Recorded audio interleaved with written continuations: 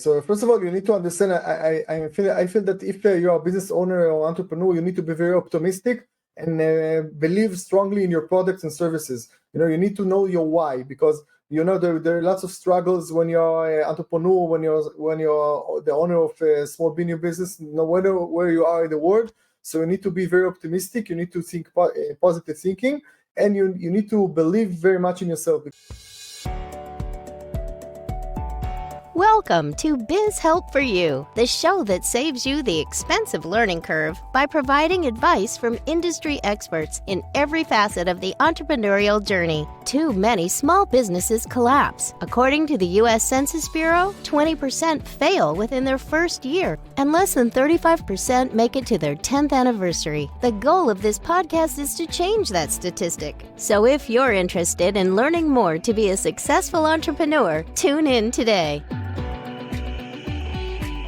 Let me tell you a little bit about my guest today. Dr. Yaniv Zaid, also known as Dr. Persuasion, is an economist, attorney, and business consultant with over 20 years of international experience. He is recognized globally for his expertise in public speaking, marketing, sales, negotiation, and persuasion. He holds a PhD in law and has authored 11 best-selling books on topics such as public speaking, creative marketing, and the Sales Bible. His work spans consulting for government departments. He's worked for private companies and public organizations. He's now ranked third in the 2003 World Ranking of Public Speakers. Listen to today's episode to learn how to market and sell your products effectively in competitive environments, build trust with your clients, and position yourself as an expert in your field. So Yaniv, welcome to the show. Thank you, Candy. I heard lots of chapters from your podcast and I enjoyed very much. So it's a great privilege for me to be here. Oh, thank you.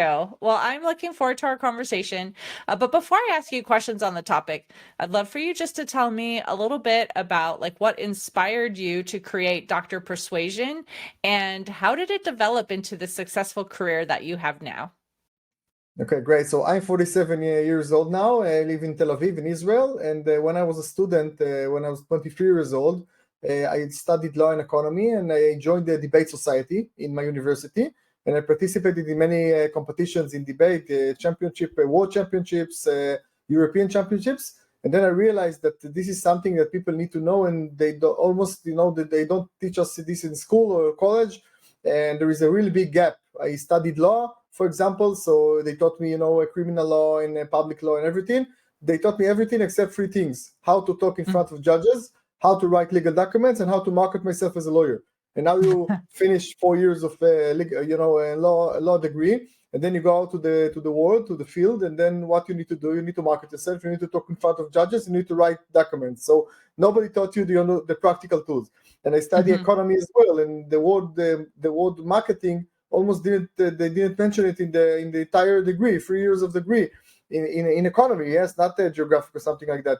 So you go out to the world, you need to do things, and you don't have the tools. So it became my mission in life to help people, improve their public speaking abilities, marketing abilities, sales abilities. First, I started teaching people how to present themselves. I worked with startups, how to present a presentation in front of investors. I worked with CEOs of companies, how to talk in front of, colleagues or employees. And then I began to do more and more sales and marketing, because I noticed, again, there is a really big gap between what they teach you in school and what you need in actual day-to-day life. When I wrote my PhD, I wrote PhD in law about how to persuade judges. It was an international success, my PhD, and then I decided to call myself Dr. Persuasion, because I am an actual doctor and I'm talking about persuasion, and I wrote about it PhD. So today I'm 20 years now.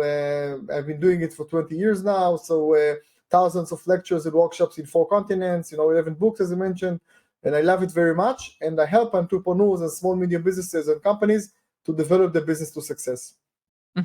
Well, it's so true. I know we have worked with many people who are professionals attorneys, doctors, a lot of professionals too that did go to school but never had any education even on what we do for like bookkeeping and how to pay your employees properly. And so, I mean, that's one of the reasons why I have this podcast, is to interview experts to teach things that they just don't know, and they need to have that information to be successful. So I'm glad that you're here, today to talk about that and help the entrepreneurs, for those who went to school, in college, or maybe started a business without having to go to school. To learn that too. So thank you for being here for this topic today. And I would love for you then, talk to, again, the small business owners who our audience is, who's listening, and they may feel intimidated when they hear the word persuasion or things like that too, or I don't know what to do in terms of marketing or the sales strategies that I need to have. So what are some of the practical tips that you can give them to be able to market their products or their services out to the world and be able to do it without feeling intimidated? Great. So first of all, you need to understand, I feel that if you're a business owner or entrepreneur, you need to be very optimistic and believe strongly in your products and services. You need to know your why, because there are lots of struggles when you're an entrepreneur, when you're the owner of a small medium business, no matter where you are in the world. So you need to be very optimistic. You need to think positive thinking, and you need to believe very much in yourself, because when you have the struggles, when you hear no, when you try to sell your product and service and you hear no, then you can handle it better. You need to be mentally strong. Okay. So first, you need to identify the why. What is your mission in life? Why did you pick this product or services to sell? Why did you pick this business? And you need to be authentic. So number one is to be optimistic, and to understand your why. Number two is to be authentic, because today we are recording this in 2024. Clients today, they have I call it fake radar or bullshit radar. They know when you're not authentic. So if I just open my business because I saw my neighbor with a similar business and I think he does lots of money and I would like to do the same, and it's not my my interest or my ideas, so it doesn't feel objective. It doesn't feel authentic. So people won't buy from me. So maybe I will do things good, but I won't get results. So authentic means that don't try to be someone else, be the best version of yourself. And sell, there are many ways to sell a market. You need to choose the way that fits for you. Number three is to define your target audience, because nobody is good for everyone, and no product or service is relevant for everyone. And if I try to sell to everyone, if you have money, then come, then I will have lots of troubles. Okay, so I would like to identify my target audience. Who is the ideal client? I call it avatar. The ideal client. The type of client that I would like. That if I provide service, and I would like my diary to be full with meetings with this kind of client. And if I have a shop, who do I want to get into my shop? And you need to identify the target audience.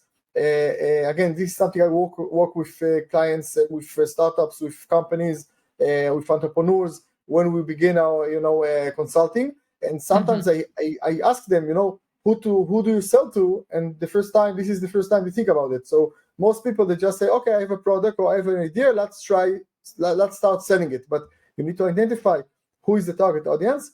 By the way, we provide two tests. There is the fun test and the money test. The fun test is who will I enjoy working with, okay? And the money test, who can afford me or afford my products? Because if I enjoy working with people but they won't pay me, then I can't have a business. But if I will just go to clients because they have money, maybe I won't enjoy it, so I close my business because I need to do something that is joyful for me. So I guess we can start from there, and then we can build a community with your ideal clients, because we need to find them offline and online to see where they are, regardless of us, because they don't know us yet. And then we begin, let's say, build a growing community of clients that will buy and they'll tell their friends. Well, I know when you were talking about, the fun and the money and things like that too. And yes, we want to be able to work with people that we really enjoy working with too. But I know someone might be listening to and saying, well, right now it's a little bit of a struggle. And so I need to be able to still bring in the revenue. And there may be some people that aren't as fun as I would like, but I still need that, so what would you say to the person then who is in that position where they still really need the revenue right now, and maybe they're not the ideal target that they want to be serving? What can they do?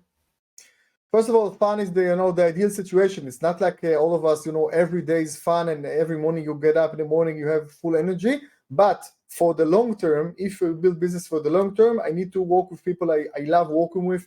I need to enjoy my work. I need to enjoy what I do, especially because we are entrepreneurs and self-employed. Because, if we are employees, then we are operating according to someone else's, objectives. Okay. Yes. But if we chose to be self-employed, to be entrepreneurs, then obviously we have an idea, we have an agenda, we have a product, we have a service, maybe something we developed and would like to sell it. So for the long term, you need to enjoy what you do. Now, it doesn't mean necessarily that 100% of the clients, you will love them and would like to talk to them during the weekend or something like that. Mm-hmm.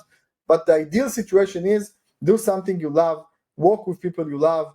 And by the way, you can define it each time. If we're going for the long term and for many years, maybe someone is relevant for me now, or or I can work with you now. But 2 or 3 years from now, I'll decide, okay, no more this kind of clients, and I will fire them. Okay. By the way, I use the term "fire your clients." So sometimes people think I'm nuts because I'm telling them, even if people are willing to pay you money, if they're not relevant for your business for the long term, don't take money from them. Or if you feel like they're not the kind of people you would like to work with, then don't work with them. Now, in economy, there is a rule that it's called the Pareto law. Pareto law is 20-80. So in each business, 20% of the clients, they make you 80% of your money, of your income. Let's call it good clients, right? And in every business, they are the opposite, 20% of the clients that requires 80% of your energy and time. Okay. So let's call it bad clients. Okay. So every you need to identify who is your good clients, who are you looking for, because usually the good clients will bring their friends. Okay. This is good for the business. And if I work with the bad clients because they say, okay, I need money now, so whoever comes, I work with him. So then you stuck with the bad clients. They don't pay you enough. They take most of your time and energy. You curse them every day. You get tired each day. At the end of the day, you don't want to get up the next morning. And the worst case scenario is that they bring their friends. Not only their worst for your business, they will bring their friends, and then you won't last for a long time. So again, it's not like you enjoy every minute of the day. Hopefully, this will be the situation. But for the long term, you need to love your clients. By the way, I think in sales, rule number 1 is love your clients. If I love what you do, if I love what I do, and I love my clients, they will feel it. I also work with speakers, lecturers, and I always tell them, love your audience. If you love your audience, the audience will love you back. If you lecture in front of people and you don't like it, they will notice. Okay, again, they will see it, and then you had back a bad lecture. So in order to establish a long-term relationship with your clients, you need to love them. You need to enjoy what you do. Well, and talking about these clients and, working with the ones that we really want to work with, obviously that takes some skill to be able to onboard those clients, sell the products and the services that you have, and, explain the benefits to them and, meet their needs. And if they're not the right person, obviously, let them find someone who's a better fit. But I think that's where a lot of entrepreneurs also have issues, is because they don't feel comfortable with the sales process. And I would love for you maybe to talk about, what are the reasons that they struggle, that they feel that discomfort or the pressure when it comes to having those sales conversations, and what can they do to overcome that challenge? Great question. So first of all, in marketing and sales, you have the being and you have the doing. Doing is what you need to say, what you need to write, who to turn to. This is actually the plan, okay, the business plan. But you have the being. Being is the mentality. If I go to approach someone and I tell them that my price, but I don't believe that I'm worthy of this price, that maybe it's too high, then I will tell the price, but I won't close a deal because the other side will notice it. So I need to believe in myself. I need to price myself in a based way. By the way, I think pricing is a reflection of what we think of ourselves. So if I charge lower prices because I'm afraid people will go to my competitors, then it says that it means that I'm not not feeling comfortable. Now, most people, why they're afraid to charge high prices or to ask for money or to sell? Because maybe they had bad experience with a salesperson before. Maybe they saw a bad role model. So they say, I don't want to be this guy or this girl, okay? Maybe they are, all of us would like people to love us. So maybe I'm afraid that if I will sell to someone, then he will be angry at me. Or if I charge a higher price, then they will go to the competitors that tell me no, and nobody would like to hear no. So again, if you sell things, you hear more no than you hear yes. So you need to have a strong mentality to have the abilities of hearing no and continue. It's like people punch you all day and you need to get up and continue your day. So you need to have this strength. So many people, they say, okay, I have good product, but if people will come, they would like to buy, that's great, but I won't sell to them. But today's market, there is competitors in each area. If you don't sell, if you don't, promote your products and services, then people won't buy them enough. So what you need to understand is, one, let's say, how to overcome these fears. First of all, like I mentioned, if I have a strong why, I can handle anyhow. So if I really believe in myself and I really believe in my products, then I will be willing to take hits, to hear no, and to meet with people, with many variety of people, and to still sell to them. So I need to believe very much in my product or service or myself. This is one. Number two is not treat it like sales, because many people, when they hear the word sales, it's negative for them, manipulation or something like that. Think of the positive situation. You have a value to provide, and or you can solve others' problems, and you offer them the solution. They have needs, you have the answer. They have problems, you have the solution. They have a disease, so-called, you have the cure. So if I believe that I can actually help people, and what I'm offering them is for them, then I'm not, feeling, manipulative or a liar, or I don't know all the bad things that people think about sales. And again, we're talking about to be authentic, and that people in 2024, they have a fake radar. So go and sell, but be the best version of yourself, and just tell the truth. Always tell the truth to clients, and this is for the long term will be the best way. Right. Well, and I know you talked earlier about, being authentic and being you and not trying to copy someone else. And I know that sometimes people feel like the impostor syndrome, right? And they're comparing themselves to others. And that's where a lot of times that feeling comes, where maybe I'm not as good as they are. And then the sales process is a little bit more difficult for them too. So what would you say to the entrepreneur who maybe is feeling like, well, it's hard for me to compete with that person because they're so amazing? And, how can they really be their authentic self and feel comfortable with who they are?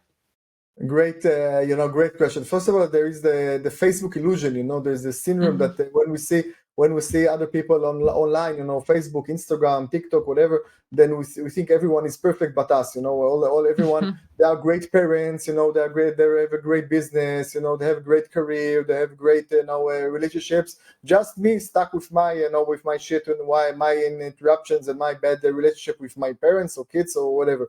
But you need to understand that everyone, got problems, and something that I can recommend. First of all, you need to understand that nobody is perfect, and when you try to sell, don't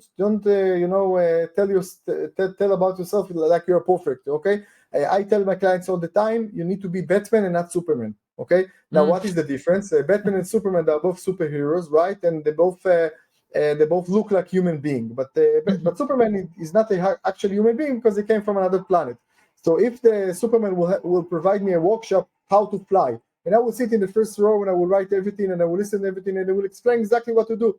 Go to the highest roof of the building, check the wind, mind your first step or something like that, and I will do exactly what he says. I'm still going to fall because I'm not superhuman, and it's not my thing. But Batman is a regular person who developed powers that I can develop as myself. And if Batman will provide a workshop how to fly, and I will sit in the first row and I will say, Yaniv, I had life just like you, maybe even worse, because the Joker killed my parents when I was young, and I fell into a cave, and I was afraid of darkness and afraid of bats, etc.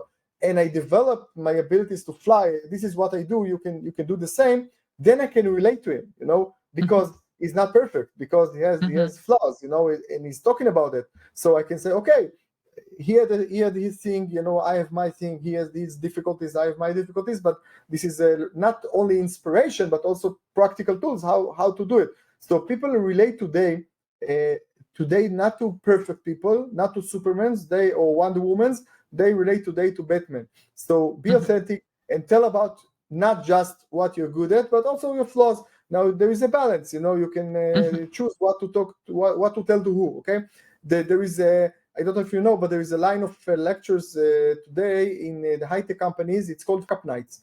What is Cup Nights? There are lectures that entrepreneurs telling other entrepreneurs about the difficulties, about the lab hours, about the mistakes they did, about all the cups. So, but by the way, usually the twist is that usually it's my first company, I lost $100 million of my investors.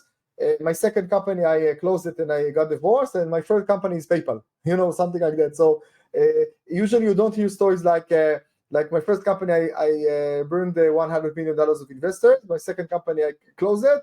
And today I'm homeless and unemployed and we're living with my parents or something like that. So usually it's a failure, success stories. But people enjoy hearing stories about failure, okay?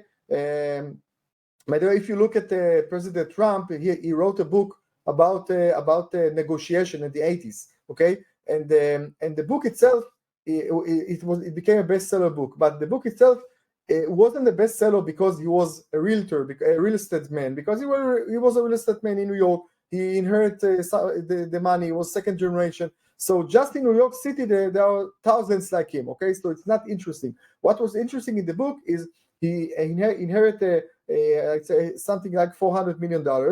He amazingly managed to lose all the money and became became broke. And then there was a resurrection, and he managed to rise again and have again to become a multimillionaire person, even more money than he had at the beginning. And then amazingly he managed to lose all the money, and then again became multimillionaire. Okay, so this is something I would like to read. That the resurrection.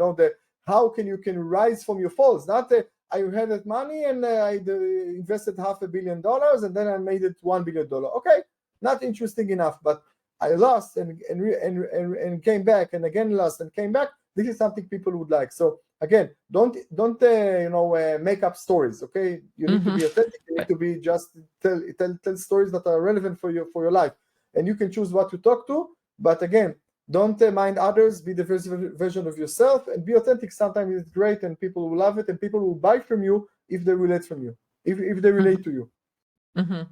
So obviously don't be afraid to share your failures then too, where a lot of times people probably are, because like you said, when you're looking at other people, you're seeing all the successes that are being talked about. But like you said, I guess it makes you a real person too, and someone will connect with you maybe better than someone who just looks all perfect and shiny and everything. I consult to many companies worldwide, and sometimes they come to me and they tell me the truth, because I'm the consultant and I'm their conciliary, so they tell me everything, and I look at the numbers, and many times there is a real big gap between what you see in social media, what you see in the newspapers, and between the actual situation. Or even if you did a conference, for example, you had a great income, so people say, okay, they look at your income, they don't say you look at your cost, at the money you spend. And people see the success, they don't see the lab hours. Even successful people, there are lots of lab hours. For example, I do this podcast with you in 10 o'clock in Israel. It's now late at night, 10:15. So most people, they don't want to work that late, okay? But they know this is part of the lab hours, So there are always lab hours and the hours you work at night and weekends, and they know you here in sales, because people just hear the people who told you yes, but no. The 1 out of 10 will tell you yes, 9 out of 10 will tell you no, in very different ways. So you need to be strong mentality, and again, not relate yourself to others, but be the best version of yourself, and try to get better in sales and marketing all the time. Right. And it takes just practice sometimes too. Like when we first start our businesses, like I said, we may not have experience. And so we're going to make mistakes. And, hopefully as we make those mistakes, we're learning from our mistakes and, making those improvements as we go through, the years in our companies and being able to be better versions of ourselves, even as authentic people, but still learning from those mistakes. But by the way, I think that every expert is also a student and will do mistakes all of our life, but we need to learn from others' experience from the beginning. So I can tell you that most people, they consult with someone just when they have problem. I consult with, about my relationship with my spouse just when we have problems and we consider to get divorced. No, the real thing is to learn about how to be a better partner before we got married, not when we have problems. So I consult with a business consultant when I have troubles with, with money. No, just do it properly from the beginning. So I think successful people, they all the time consult with others. They hear podcasts, they read books, they talk to others. They talk about their feelings, they talk about their mistakes, they share information with colleagues, and consultants. And I strongly advise you to learn and to invest money. I can tell you about myself that people pay me a lot for my time and my knowledge, but I also pay to many people, and I paid from the beginning, even when we couldn't afford it. Okay, I paid to people to learn what I wanted to do. Okay, so why do all the mistakes by yourself? Why open a business if you don't know the area? Why? Maybe because maybe I do mistakes and I won't survive it, and the business will close. Okay, so the best way to do it properly is to consult with people who already did what you would like to do. Okay, not because they're smarter or older or younger or something like that, just because they can, shorten your learning curve. They can teach you things that you don't know yet, and that you will pay the money, but you will save money, you will save energy, and you will save troubles, and you will save much time. I agree. I think definitely having a mentor, or like you said, sometimes you're paying a business coach or consultant or someone, but having someone who, can be a sounding board for you too, where you can talk about ideas that you have or questions that you have. I think that's fabulous to have. And a lot of times people think like, oh, well, if I'm talking to someone in my industry, they're not going to really want to give me advice because I'm a competitor, but most of the time people are willing to share their expertise because we all are different. We serve different markets a lot of the times too, and so definitely having that person that you could reach out to and, get those ideas from and learn from their mistakes and have them, teach you along the way. I think that's obviously a great tip, so thank you for sharing that too. You're very right. And I believe successful people, they think create in creative way, not a competitor way. I don't call it competitors, I call it colleagues. For me, all of my market is they are my colleagues, and I would love to consult with them. I will refer to them, they will refer to me. We're talking about cooperations, collaborations. This is what the world looks like today. This is the way to do business. If you hold all the information to yourself, then you won't have friends, won't have colleagues, and no one will help you if you struggle. So the best way is, the knowledge is out there today. You have podcasts, you have books, you have many webinars, you have conferences, both for free and maybe you can pay for something. But yes, pay for knowledge, pay to shorten your learning curve, and then you will save lots of money, energy, and time. And people will happily, not just for money. Okay, people will happily share information if you just ask them. Again, it's revealing your struggles, but no. But this is the way to be authentic and to talk about your feelings, talk about your problems, and people will love to help you. Perfect. Well, I do know we're coming close to the end of the time that we have together for this interview. So I wanted to ask if you have an offer that you would like to extend to our listeners, and also if they would like to connect with you, how can they find you? Great. First of all, so I enjoyed very much, and I would love to answer any question the listener may have. So first of all, my website is drpersuasion.com. It's www.drpersuasion.com. In my website, you can find many articles, many, I have a blog in English. I have this website in several languages, but in English, I have a blog, I have videos. You can find me on social media, Yaniv Zaid, YANIV ZAID, on YouTube, LinkedIn, Twitter, Telegram, Instagram, TikTok, all of Yaniv Zaid, in all of them, Facebook, you will find me. And I will also provide my personal email. It's yaniv@yanivzaid.com, YANIV@YANIVZAID.com. And I'm happy to answer any question you may have. And also I've written 11 books, and my new release, it's called the 21st Century Sales Bible. It's a bestseller book. It's translated so far to 12 languages, and you can find it on Amazon and also in the United States in bookstores and in Canada. And it was also now it's in Russia and China and Vietnam and India and many countries. So the 21st Century Sales Bible. If you love this half an hour, you will love this book. Many practical tools, especially for entrepreneurs and small, medium business owners. How to develop your business to success, how to price higher, how to charge and get higher prices, how to build your professional authority and brand, how to build a community and grow your community of clients all the time, how to talk, in confidence, how to provide social media, social proof, and operate in social media good. All of the practical tools that entrepreneurs need in this book, and also you can reach me by my email, and I will happy to answer any question you may have. Perfect. Well, thank you, Yaniv, for being a guest on my show. I really appreciate the time that you took to speak with us, especially because it's late where you are too. So thank you so much for this discussion. Thank you very much, Candy. It was a privilege for me as well. And this is the beginning of a beautiful friendship. Sounds good.